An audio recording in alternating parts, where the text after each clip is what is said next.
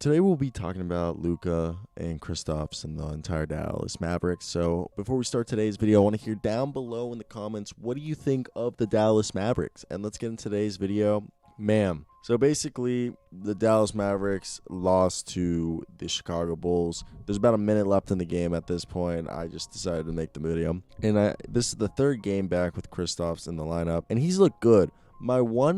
If I can put my one bad thing up in the air about Kristaps is he on defense, he just kind of stands there a lot of the time. Yes, he's had 2 blocks every single game. He's been back, and it's great. His rim protection is great. But there's a lot of times where I caught him just standing, especially on transition, where obviously I know he's not like the quickest guy and he just came off of a knee injury. And my take is that like I love Kristaps Porzingis, and I have to think is that he has to be, I don't know, it's just like on defense, you just think about it like, he's shooting 37%. He didn't hit any of his 3-pointers tonight, but he had a lot of good mid-ranges. It's just that, I don't know, man, back when he was, obviously his knee injury wasn't recent, but that's why I kind of got caught up in the idea of the knee injury. But in his prior years, he at least got them about a steal, and he's always averaged 2 blocks since being like established in the league. And I don't know, it's just like I wish he wouldn't be so stagnant on defense. Like when you watch Willie Cauley-Stein, he's just jumping and super energetic, and I know they're two totally different players. Just you wish you would do that more. And besides that, I said this last video, I wish Kristaps would pass out of the post more. 0 assists tonight. Everyone who watches me knows I've said this routinely. At this point, I really wish he would do that. I don't get why he doesn't pass out the post. I think it would benefit most likely for him to do that. And the team would really benefit with it because they don't have a really true point guard on this team. Even when everyone's healthy and isn't in protocol, they don't have a true point guard besides Luka. Well, okay, so let me tell you, all right, Luka had a triple-double, and I know Luka is a true point guard, but at the same time, you could argue Luka plays small forward. So I'm not going to...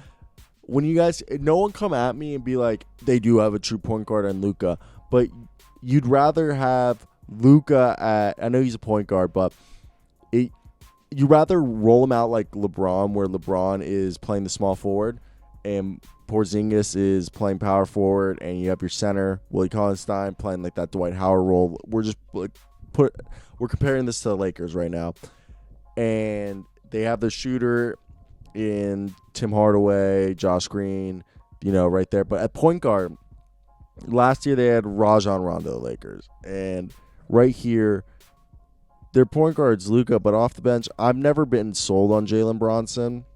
Nate Hinn looked good in preseason. Tyrell Taylor had so many turnovers this game that it's kind of hurt. It hurt to watch. And I don't know, like, well, we've learned this team can put up points in bunches, but outside of Luka and Porzingis, there's no one who can score on a consistent basis besides Tim Hardaway Jr. And besides Tim Hardaway Jr., Josh Richardson can get you 10, 13 points, but he's not going to give you 20 consistently, nor is Jalen Bronson, nor is Maxi Kleber. Finney Smith's 9 points. Dwight Powell, we don't know what he's going to look like coming back from an injury, that he hasn't played full. He's played games and he's looked consistent, but we don't know if he, obviously he's never going to be a 20-point guy. He's 29 years old at this point, but either way, he's just more of a defensive and rebounding guy, just a role player. James Johnson can't be tied to be your third leading scorer in this game. Okay? Willie Cauley-Stein's a perfect center for them. Energetic guy, fun guy to watch off the bench. And Trey Burke doesn't give you anything consistent. Wes Iwundu is a defensive 3-and-D guy. It's just like they literally, outside Tim Hardaway Jr., who also gives you 18 points a night, but it isn't consistent. You want another guy who can give you like 15 or 16 to go with him. And I know Josh Richardson was brought in to be that guy, and I love Josh Richardson. I just feel like they need J.J. Redick would be great for this team. Can this team trade for J.J. Redick? Or I'm trying to think. Eric Bledsoe would have been a great guy for them. At this point, you want to think about a point guard who's either at the end of his rookie deal or the point guard. I'm trying to think. Lou Williams is another guy, but they're never gonna get rid of not get rid of, but trade Lou Williams. So it's just you think about that. I don't know. That's just my take. I'm a huge fan of Lou Will. But this video, guys, I hope you guys do have a great one, because I know I will. Till next time, guys. They're gonna make the playoffs. Peace out.